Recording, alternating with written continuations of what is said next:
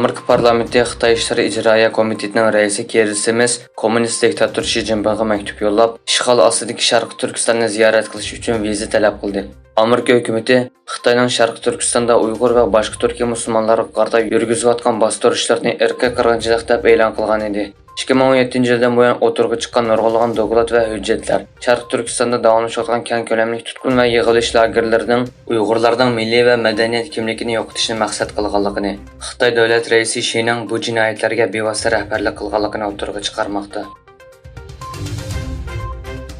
Dünya Uyg'ur Qurultiyi, Uyg'ur harakati va Uyg'ur tadqiqot markazi Germaniya va Gollandiyada bir qator faoliyatlarga qatnashib, Uyg'ur qirg'inchiligini tonishtirdi.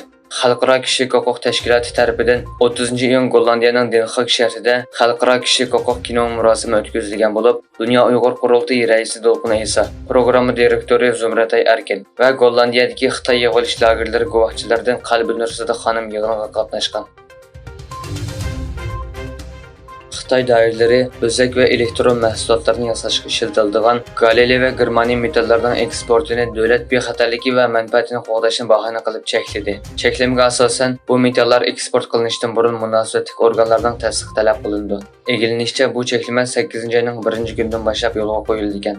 Bu ishki elementning eng chong ishlab chiqaruvchisi bo'lgan Xitoy dunyodagi Galiley ishlab chiqarish miqdorining %95, Germaniya ishlab chiqarishning %67-sini egallaydi ekan.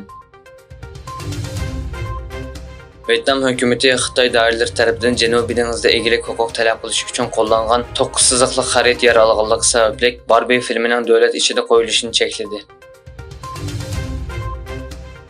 Xitoy Kompartiyasi Markaziy tashqi munosabatlar komiteti ishxonasi mudiri Wang Ye Amerikani, Yaponiya va Koreya bilan Xitoy o'rtasidagi ziddiyatni keskinlashtirdi deb ayblagan va bu ikki davlatning Washington bilan bo'lgan munosabati haqida ogohlantirgan. E'linishicha, Wangchengdu shahrida Xitoy, Yaponiya va Koreya o'rtasida o'tkazilgan 3 taraf munbirda so'z qilganda yuqori qarshini o'tirib qo'ygan.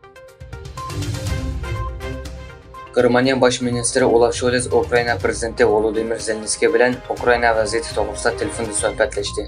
Scholz Germaniyaning Yevropa va xalqarodagi sheriklari bilan zich hamkorlashib, harbiy yordamni o'z ichiga olgan har qaysi sohalarda Ukrainani davomli qo'llaydiganligini ta'kidladi.